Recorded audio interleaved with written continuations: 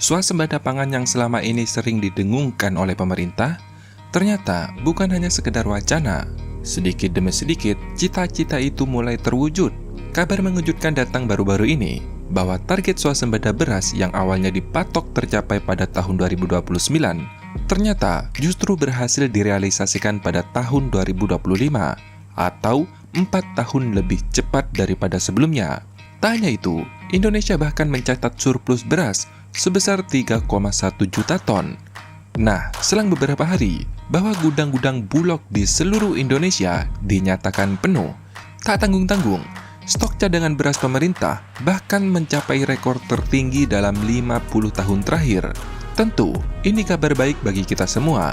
Tetapi, juga menjadi peringatan bahwa pertumbuhan sektor pertanian perlu diimbangi dengan kesiapan infrastruktur, termasuklah gudang-gudang. Meski pencapaian ini cukup gemilang, ternyata tak membuat pemerintah lantas berpuas diri. Kedepan, fokus swasembada diperluas ke komoditas lain, salah satunya yaitu kedelai.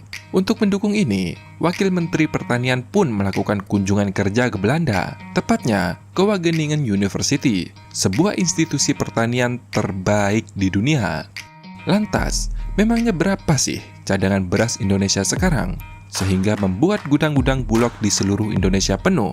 Dan apa hasil kunjungan Wamentan ke Belanda? Yuk, tanpa banyak basa-basi, kita bahas lebih detail lagi.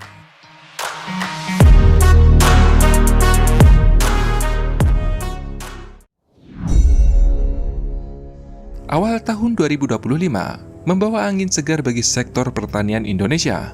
Bagaimana tidak, data terbaru dari Badan Pusat Statistik mencatat pencapaian yang sangat signifikan. Dalam periode Januari hingga April 2025, luas lahan panen nasional mencapai 4,5 juta hektar. Dari luasan tersebut, produksi gabah kering diperkirakan menyentuh angka 29 juta ton. Itu berarti ada sekitar 13,9 juta ton beras. Kondisi ini menandai titik balik penting dalam ketahanan pangan nasional. Apalagi jika menilik stok beras yang saat ini dikuasai oleh Perum Bulog, yakni sebesar 3,3 juta ton. Namun, berita yang paling menggemparkan yaitu soal serapan beras Bulog.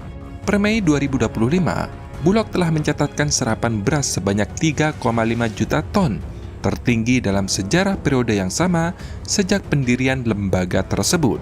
Angka ini bahkan melampaui rekor terdahulu pada Juni 1997, yang saat itu mencapai 3 juta ton beras.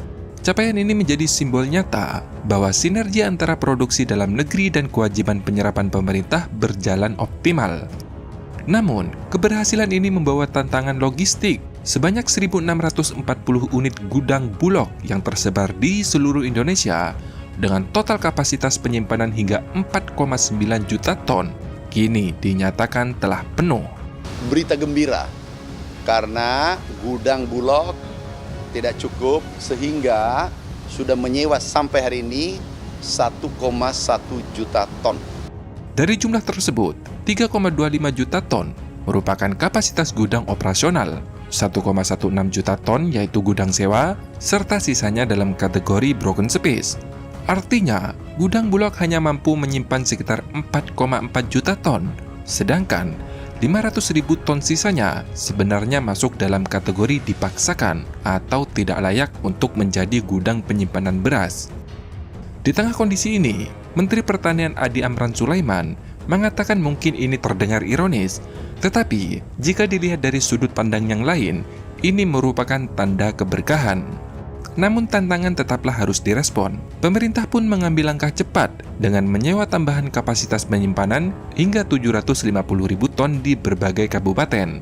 Contohnya, Bulog Aceh telah menambah sekitar 27 unit gudang sewa, sedangkan Bulog Lampung menambah sekitar 40 unit gudang sewa gabah karena gudang-gudang utama sudah tak mampu lagi menampung hasil panen.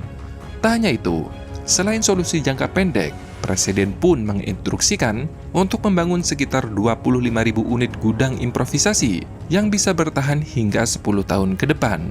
Gudang-gudang ini nantinya akan didirikan di berbagai wilayah strategis sambil menunggu realisasi pembangunan gudang permanen di tingkat desa atau koperasi desa.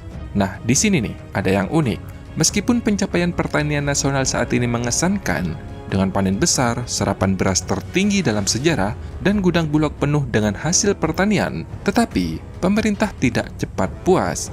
Kesadaran bahwa pertanian masa depan menuntut transformasi yang lebih dalam dan berbasis ilmu pengetahuan, mendorong langkah berani untuk membangun jaringan global. Salah satunya, yaitu dengan berkolaborasi dengan institusi terbaik di dunia. Sekali lagi, di dunia, di bidang pertanian. Kemarin, pada 3 Mei 2025, Wakil Menteri Pertanian telah melakukan kunjungan kerja ke Wageningen University di Belanda, di mana Wageningen merupakan universitas terbaik di dunia dalam ilmu pertanian, lingkungan, dan ketahanan pangan. Selain itu, Wageningen telah lama menjadi rujukan utama bagi banyak negara untuk mengembangkan sistem pertanian modern dan berkelanjutan. Dan yang paling penting, kunjungan ini bukan hanya sekedar seremonial, melainkan yaitu pertemuan yang produktif. Dalam pertemuan tersebut, dibahas sejumlah potensi kerjasama yang konkret yang dirancang untuk menjawab tantangan pertanian Indonesia ke depan, antara lain, yaitu pengembangan varietas kedelai unggul adaptif tropis. Ya, kita ada beberapa hari di sini untuk kita melihat hasil riset, mana yang bisa dikolaborasikan dan seterusnya. My question is the soybeans. We consume a lot of soybeans. Soybean is part of our culture. Southeast Asia, the East Asia, like Japan, Korea, China, all those Southeast Asia are consuming a lot of soybeans. Most of the researchers say that soybeans originally is not a tropical crop, it's a subtropical crop, and that's why they made an excuse that's why when Indonesian farmers are trying to grow the soybeans in Indonesian soil, the yield is not as high as the subtropical country. So is it possible with your kind of technology rearrange the genes so then we can create yes. Bagi yang belum tahu, hasil panen kedelai ditanam di daerah beriklim sedang seperti Amerika Serikat ataupun Brazil, rata-rata produksinya lebih tinggi, yaitu sekitar 2,7 hingga 3,4 ton per hektar. Sedangkan, hasil panen kedelai di iklim tropis, seperti di Indonesia, rata-rata hanya sekitar 1,5 hingga 2 ton per hektar. Maka dari itu, diperlukan rekayasa genetik untuk meningkatkan hasil panen kedelai di daerah tropis.